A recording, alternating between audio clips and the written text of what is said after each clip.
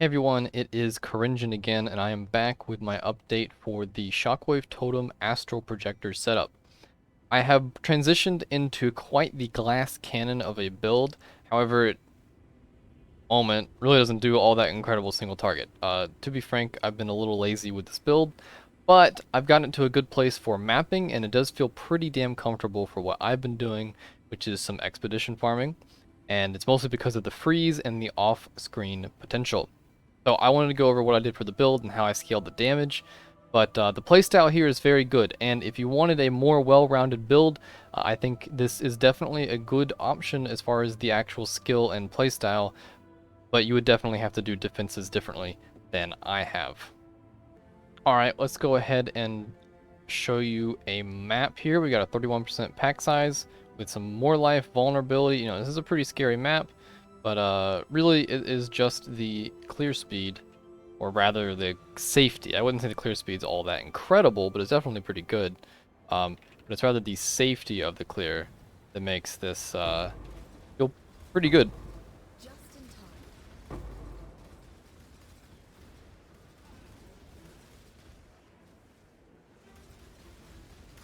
As you can see, the Shockwave Totems, they have really good range, and they freeze and kill everything. It honestly ends up feeling pretty alright. Single target is actually doing pretty okay at the moment. Down he goes.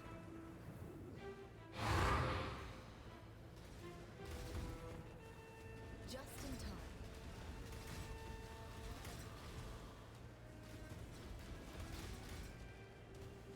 there a breach here?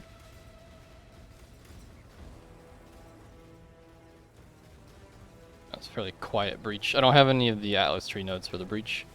I think we'll move on.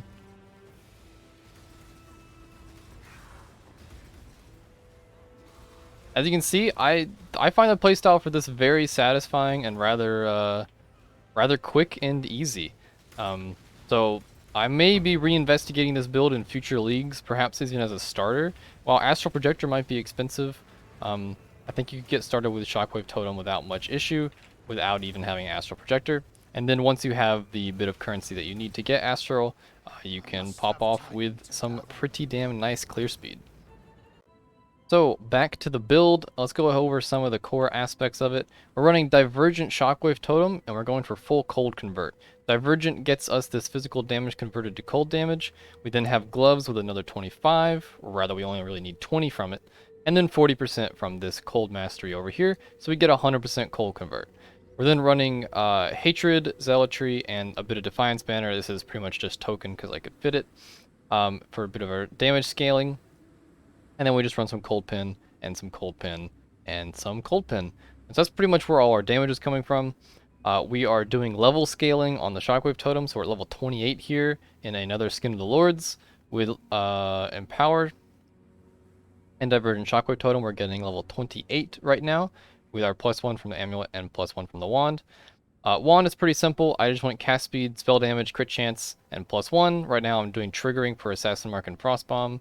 Helmet is just the enchant, along with some spell damage and some flat fizz, and then some basic stats that I got from Essence rolling on it. Amulet is just some +1, and then fixing our decks. Ring is some cast speed, and then a bunch of resists. Gloves, aside from the conversion, we've got Hinder and a Nerve, and then a bunch of resists and life. I've gone Calm Roots for the boots just because I need some tank, and realistically, I didn't need that much move speed, and also, I didn't need any more resists. We're actually still rather over-capped on a good few resists, so there's definitely room in the gear if you wanted to push this build farther. The shield, we've just gone with +1 totem. This was probably like 40C. I didn't want to go too expensive on the shield, but we got our +1 totem. Belt, I have gone with a String of Servitude for 60% Hatred aura effect. This is completely optional. It is simply for the resists. You definitely do not have to go with this. I would say you could probably just get a typical life resist belt, or maybe some other damage in a different way, and maybe get damage in other slots. If you did go the life belt, you got a lot of options here. I went with this just for raw damage. For a lot of money, you can get one with a second implicit on a String of Servitude, but those are pricey. I spotted one with like 45 all res like half a divine. This is like 8C. You could get this Hatred Aura effect plus some all res for like half a divine right now. But I mean, that's going to be iffy and it's not always going to be available. So you can look out for stuff like that if you want. So, as far as how we're tanking the build, pretty much we're doing Eternal Youth plus Dissolution of the Flesh right now with basically no defensive layers, so we're very squishy. We've only got 5.5k life with this setup, so very squishy. Frankly, build is just falls over sometimes mostly when I'm doing Expedition, because those monsters are just tanky enough, and if I end up taking one of the nodes that makes it to where they can't be frozen, I start running into problems. So as far as our tree, we're going hierophant. We've got the +1 totem, of course, and then we have the more damage per totem. I've gone minimum power and endurance charges, and then the arcane surge. The minimum power charges actually ends up stacking over here with yet another power charge, and then another minimum, and so we are looking at minimum 5 power charges. We then get the stacking per power charge here, and then we are running a Militant Faith with Inner Conviction for more spell damage per power charge, and so this is going to be a lot of our damage. The Militant Faith is also getting area damage and totem damage for us, so this adds up to a good amount of damage. We're then running some cast speed here because it feels good. We've got the totem crit wheel with the action speed cannot be modified below base value for your totems.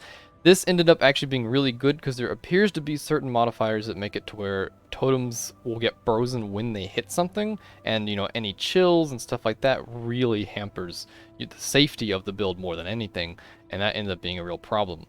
On spell crit, some life, and then this helps with our all res, and also we needed strength and dex. Then for our cluster jewel setup, I'm just running deep chill for some effective cold elements because this is what was available. I mainly got this for the blanketed snow for that extra cold pin. For this medium, we want sleep with sentries 100%. This is really good. And then we get ancestral reach as just a cheap alternatives. You can also get tank for your totems, which I think would actually be really nice quality of life. Totems end up dying quite a bit if you aren't freezing everything. And there's also a node for guaranteed 30% hinder near your totems. I've gone a Hatred Watcher's Eye here for some more pin. This is really nice. And then I went with an AoE one for some max life AoE and crit multi AoE. And this gets us those really big circles, along with the Dissolution of Flesh here. We got more spell crit, our +1 totem. We've then got the cast speed and primal manifestation for the taunt mastery. This taunt mastery is another layer of just the safe playstyle. The character itself is squishy, but we're freezing everything, knocking back everything, and taunting everything with these totems. And so you end up, for mapping, feeling pretty good. Got some life, and then some reservation stuff for our Rs. And then we've got more life, life, life, some AoE, bit of damage. This is fixing our stats, and we get some cast speed. And that is pretty much the tree.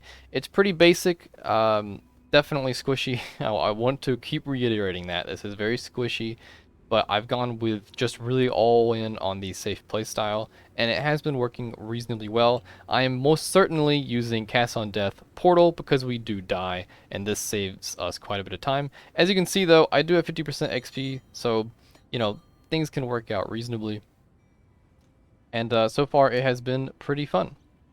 Real quick, I forgot the flasks. Right now I'm just running some move speed, some armor with poison immunity because dots are our enemy here, some crit chance with % armor, consecrated ground and increased damage with CB immunity and bleed immunity, and then an evasion flask just for a little bit of maybe avoiding damage to not proc our Dissolution of the Flesh reservation with ignite immunity, because again, dots are the problem.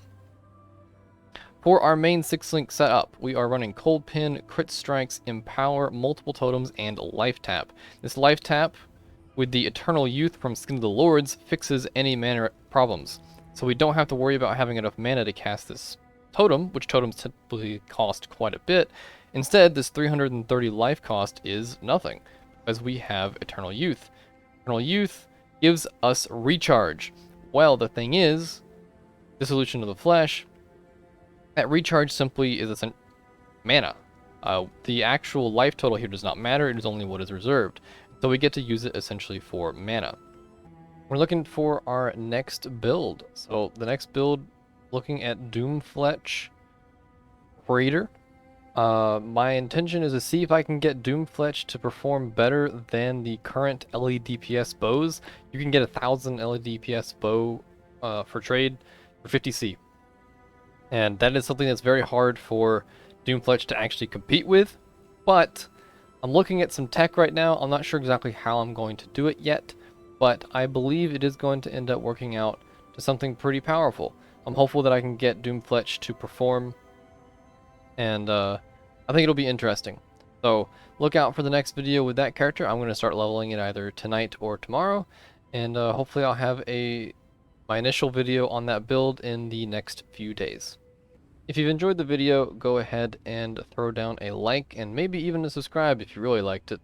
I hope to see you in the next video where I talk about my next build, and I'll see you all later.